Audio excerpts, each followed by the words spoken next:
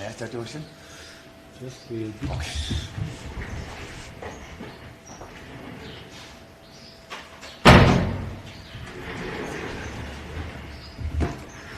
Yes, Mr. Ntelo. As a copy of the State calls case number 839 of 2026. State versus Julius Dr. Mkhwanazi and Kagiso Lerutla.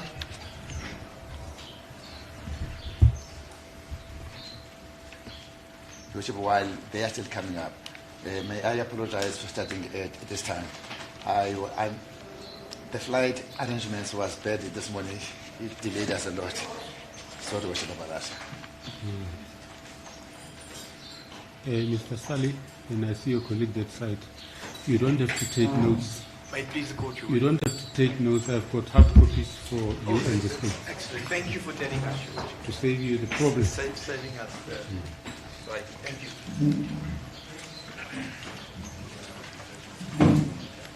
Thank you, Worship. Today's date, Worship, is the 28th of April in 2026. And Worship, today's appearances are as follows. The prison officer is still Mr. Mahamba. For the state is still Advocate Ntelwa. The accused are represented as follows today, Your Worship. For accused number 1 is Mr. Sali, and for accused number 2 is Advocate 𝐬𝐮𝐬𝐫𝐢𝐻𝐿𝐵 and Advocate Vumbi, and our clerk today is still Mrs. 𝐼𝐻𝐻𝐿𝐵. The matter today is on roll for your ruling, Your Worship. Thank you.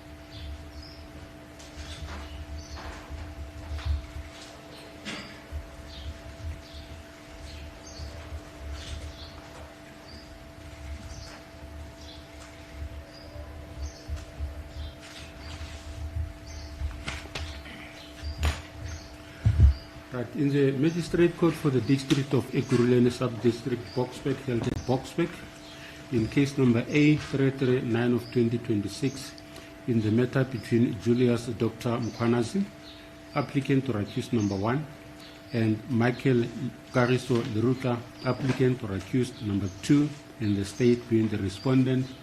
This is judgment in the bail application.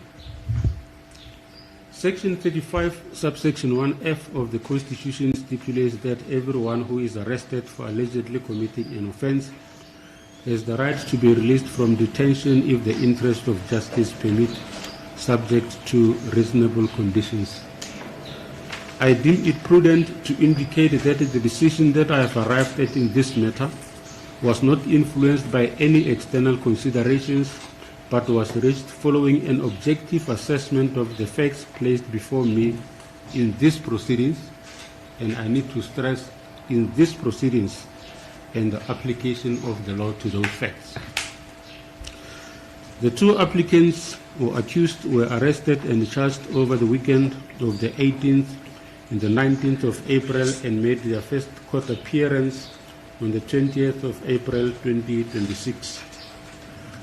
Their arrest has to do with the incident that took place in March 2019, where it is alleged that the second applicant was caught for a speeding offense and wanted to appear in court. The allegation is that instead of appearing personally, he connived with the first applicant and one Thabang Tsotetsi for the latter to pretend to be him and appear on his behalf when the case is called. For this, the second applicant paid a consideration in the amount of 400,000 rand.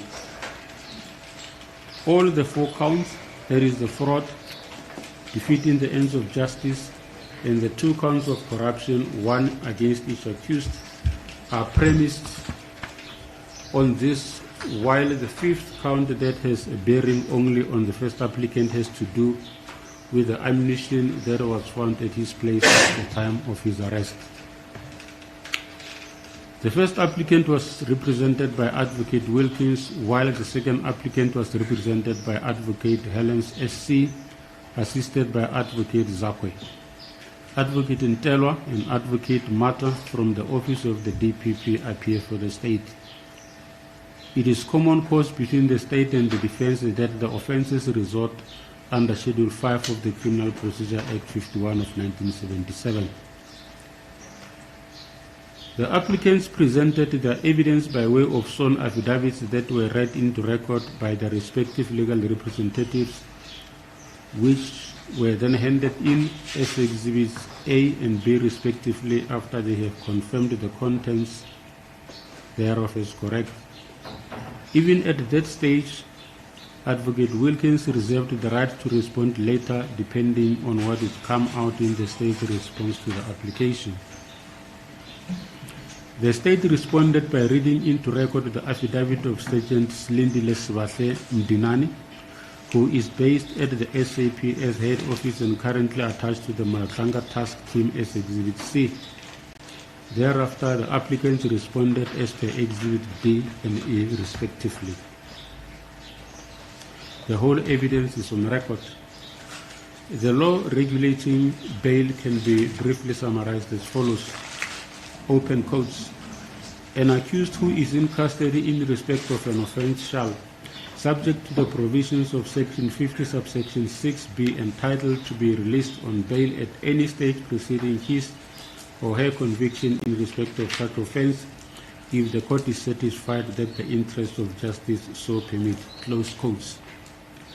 This is the general rule and a point of departure in terms of Section 60, subsection 1 of the Criminal Procedure Act, which is also in line with the constitutional provision referred to in the opening paragraph.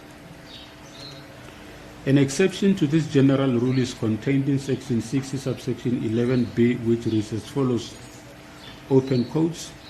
Notwithstanding any provisions of this Act where an accused is charged with an offence referred to in Schedule 5 but not in Schedule 6, the court shall order that the accused be detained in custody until he or she is dealt with in accordance with the laws, unless the accused, having been given a reasonable opportunity to do so, adduces evidence which satisfied the court that the interests of justice permit his release.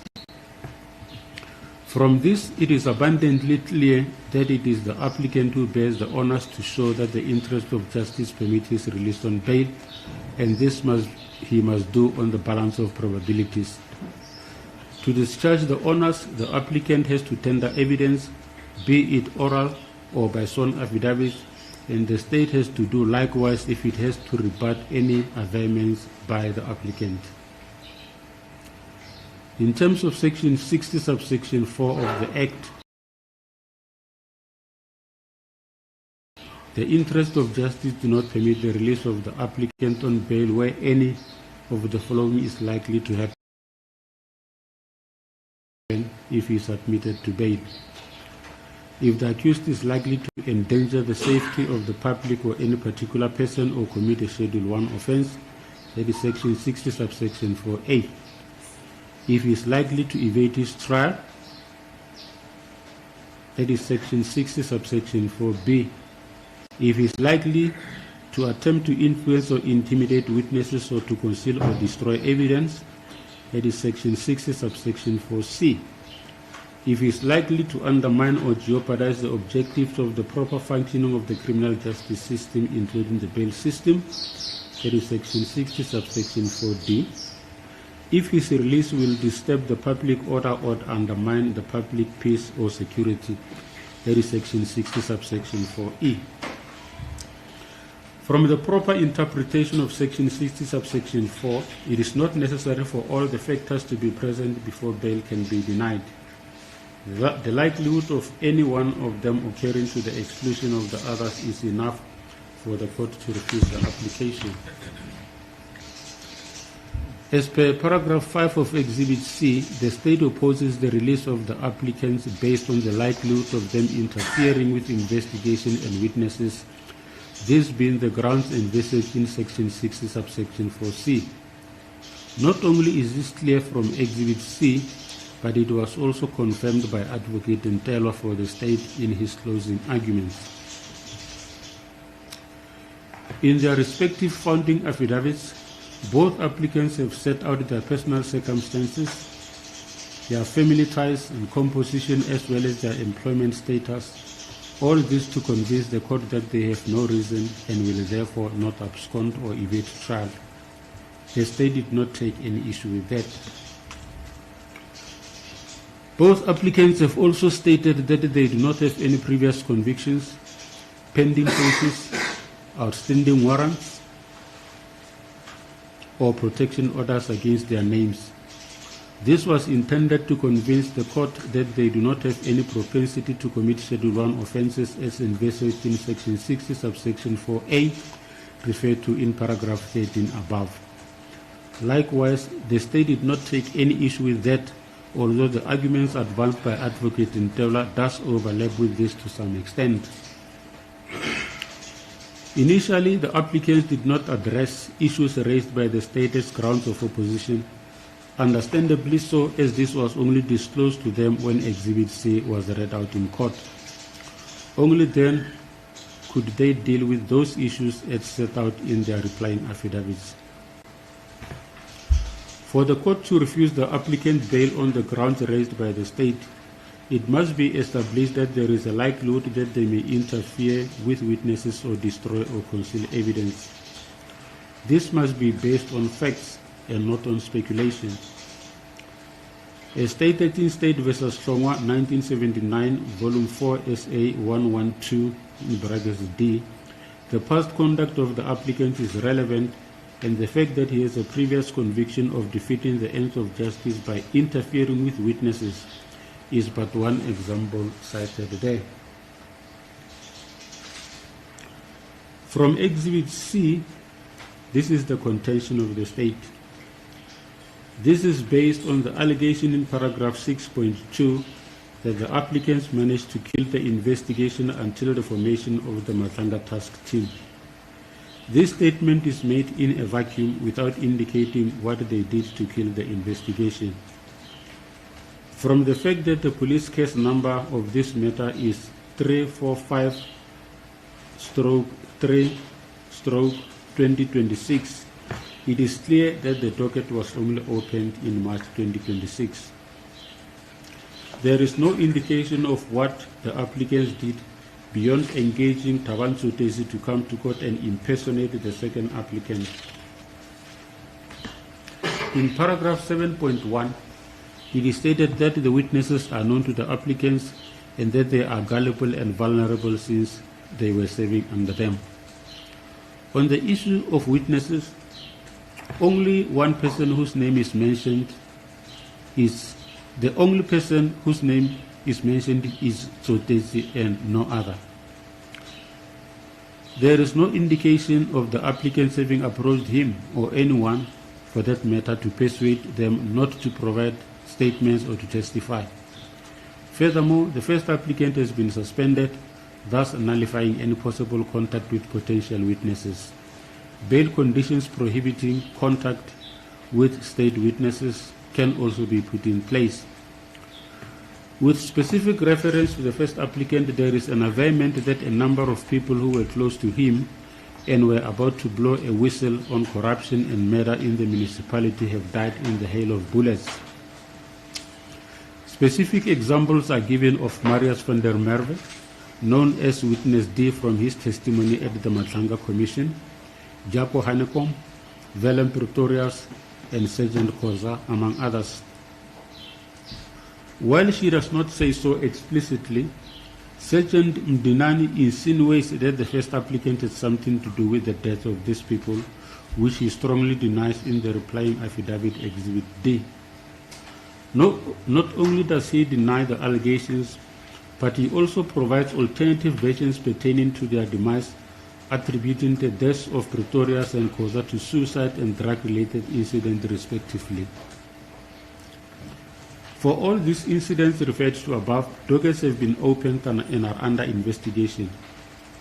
Except in the case of Van der Merwe, no one has been charged, suggesting that either the state does not know the identity of the killers, or if the suspects are known, there is no tangible, credible, and reliable evidence to charge them.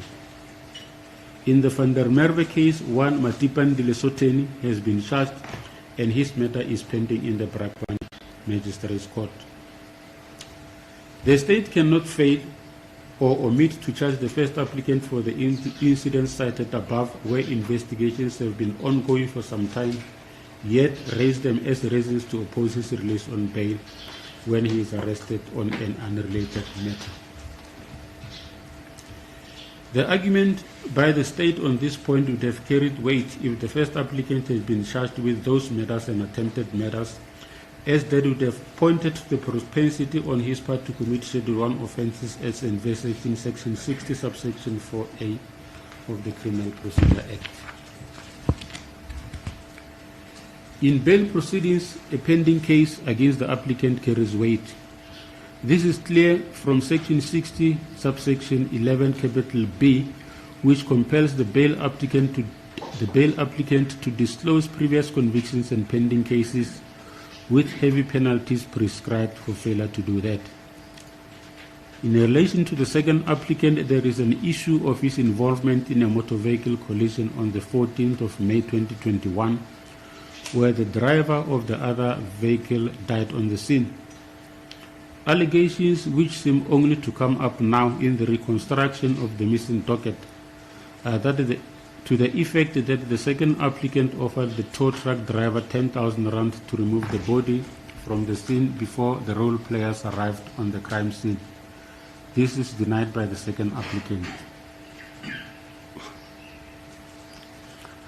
On the state's own version, the case was registered in May 2021 and withdrawn in August 2023, more than 2 years after the state had the opportunity to do its investigation. Thereafter, the docket went missing. The second applicant's version is that he was informed that his decision has been taken not to prosecute. The state does not say that the applicant had anything to do with the decision not to prosecute, which is in any event a prosecutorial decision. In terms of the law, where an unnatural death occurs and no criminal proceedings are instituted, all statements gathered in the investigation are submitted to the magistrate for the holding of an inquest. This is in terms of sections 4 and 5 of the Inquest Act 58 of 1959. Upon finalization of the inquest, all the statements are kept as court records at the place where the inquest was held. If the investigating officer did not make copies and the clerk of the court does not send the docket with the J56, that is the form containing the findings of the inquest, to the police, they will not have any records thereof. From Exhibit C, this possibility has not been discounted. But if it is correct that the docket disappeared and it is alleged that the second applicant was complicit in its disappearance, the logical question to ask is then the following. Why would a person like the second applicant want to make a docket disappear after he had been informed that he is not going to be prosecuted? Why will he wait for over 2 years for the state to conduct investigation and take a decision before doing anything sinister? This, in my view, defies logic. The defense have gone to great lengths to point out the shortcomings and the inconsistencies in the allegations underlying the charges, the way the charge sheet was drafted, and criticized the state for referring to speeding offense and later reckless or negligent driving. It was also argued how improbable it is for the person to pay 400,000 rand to solve a problem as small as a speeding fine. All that falls outside the domain of this court and are better left to be ventilated by the trial court. All this court has to decide is whether, considering the factors mentioned in Section 6, subsection 4, it is in the interest of justice that the applicants be admitted to bail. As alluded to above, the issues in these applications were narrow, limited only to the likelihood of the applicants interfering with witnesses and investigation. These have been sufficiently dealt with in paragraph 24 to 36 above. Having said that, it is my view that the applicants have discharged the onus on the balance of probabilities and that the interest of justice permitted their release on bail. The charges faced by the applicants are very serious. While it is so that the charge sheet does not explicitly mention this, the fact that the amount of money involved allegedly in the corruption exceeds 100,000 rand, the fact that the first applicant is a law enforcement officer, and the availment of common purpose all bring the corruption charge within the ambit of Section 51, subsection 2, read with Part 2 of Schedule 2 of Act 105 of 1997. In the event of conviction, even for the first offender, the prescribed minimum sentence that the court must impose is 15 years imprisonment unless there are substantial and compelling circumstances justifying deviation therefrom. The seriousness of the offence must be reflected in the amount of bail fixed by the court.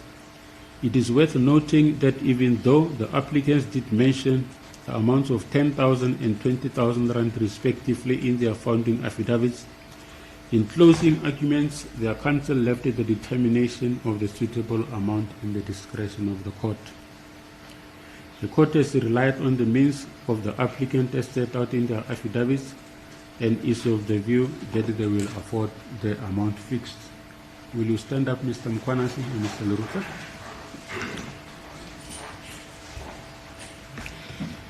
Having said that, the application is granted and bail is set in the amount of 30,000 rand for each applicant.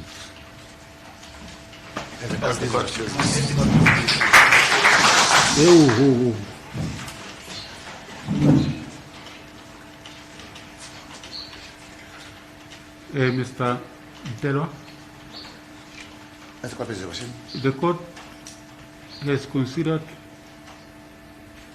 other than the normal bail conditions, that both applicants must surrender their passports to the state before being released on bail. I do not know if there are any other additional conditions that you'd like to propose, but that is what I have in mind. Yes, for I'll choose both of them not to conduct directly or indirectly with any state witness, because now we are going to disclose the docket to them. So you are going to disclose the names of the witnesses? Yes, yes, because we are going to give them now the contents of the docket, so they will. They will know who the witnesses are. Yes, they will know them now. So they must not conduct them directly or indirectly. Now, do you have the names out of hand now, or what is the situation? My worry is the following. If you say they will know the names from the contents of the docket, and then there are logistic complications in providing the docket, you take time to do them. Yes, sir. And then something happens in the meantime before they get the contents of the docket, yes, and sir, the names contained therein. It then becomes an issue when you have to prove the contravention. Yes, now I understand the question. What I'm going to ask the court now, let me be specific, not to conduct tabang sorties.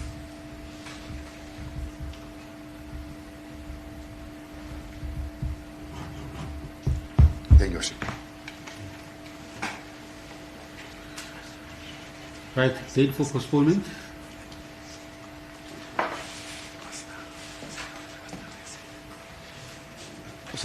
Date for postponement, next appearance.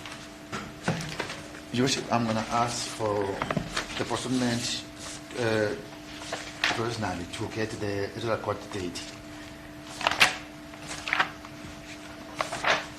So, Worship, let me just suggest a date and see if my learned friends will be amenable to that date.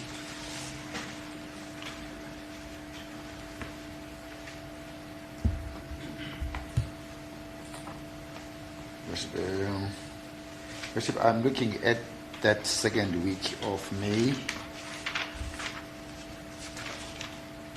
On that date, Worship, I would love to suggest the 13th of May. It's fine.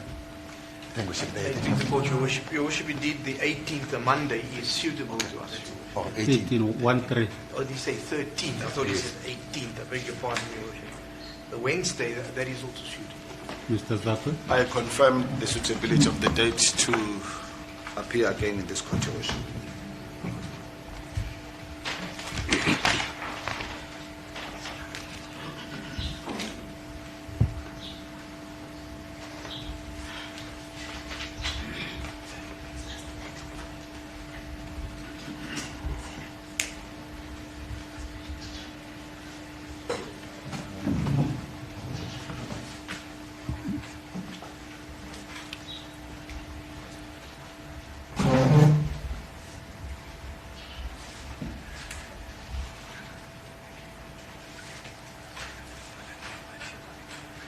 May I just approach my client, Your Worship?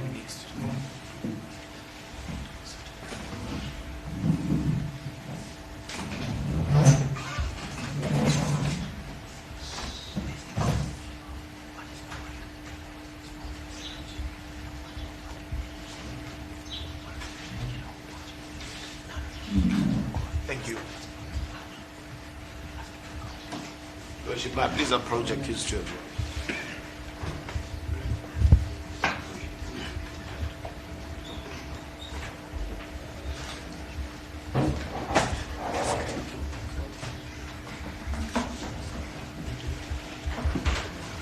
Thank you, Your Worship.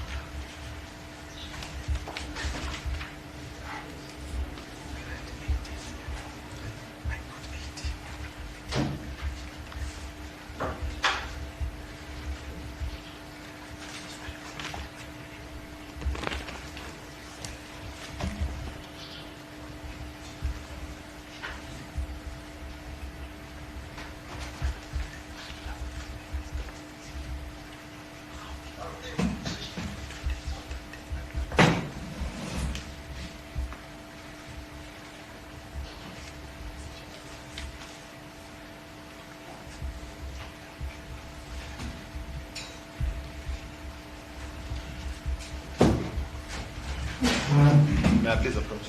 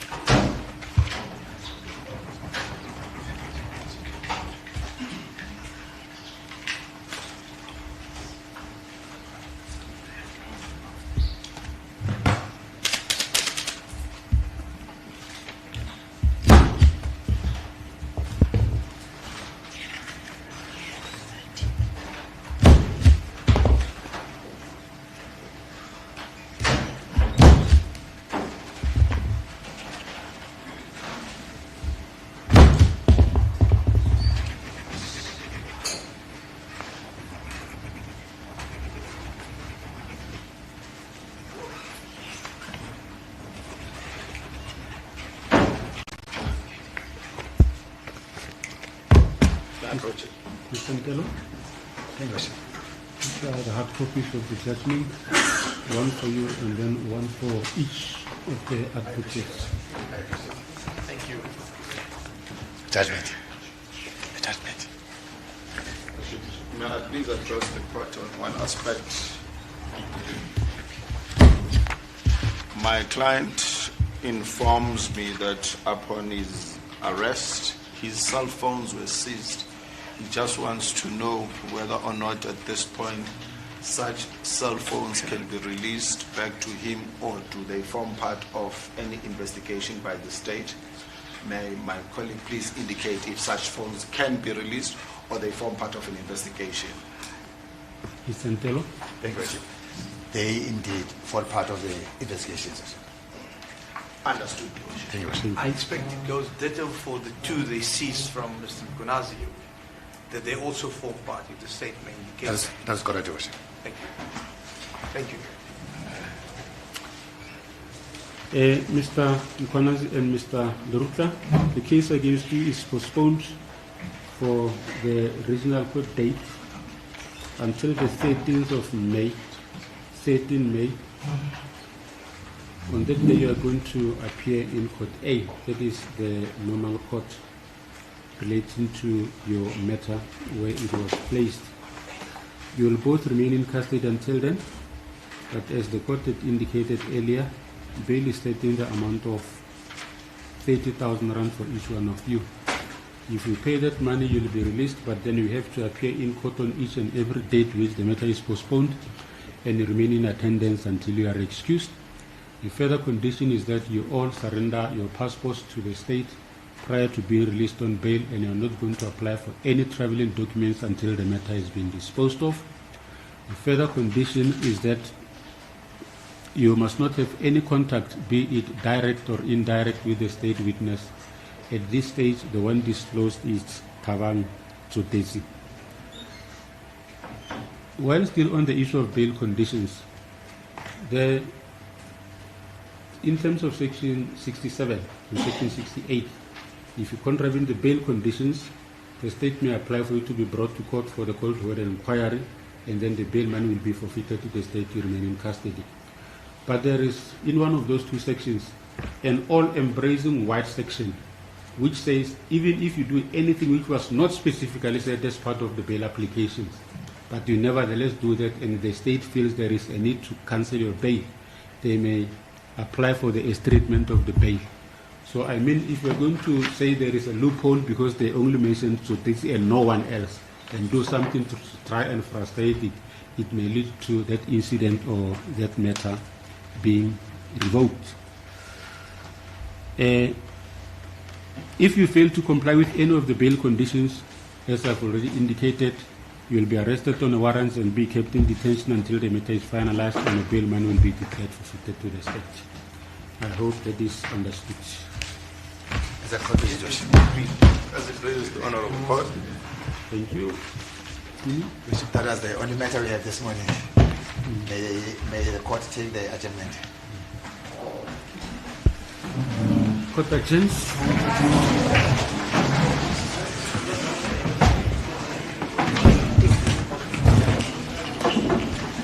Mr. Ntetwa, I don't know, you've got so many items. This is our passport. That's done. Is it the only one? Yeah, that's my... Yeah. Also, I do that issue. There is no work passport. No, it's... Okay, and you are please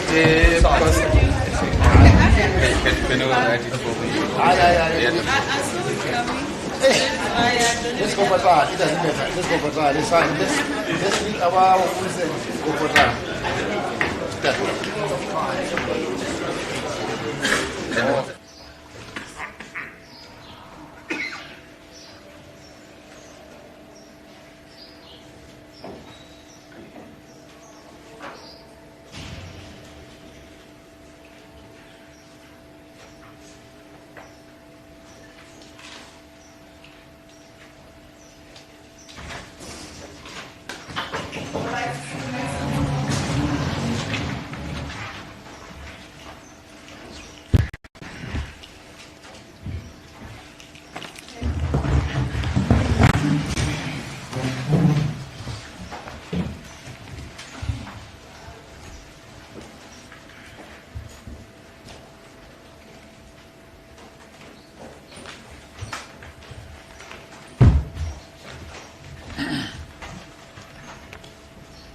May I start the motion? Just wait. Okay.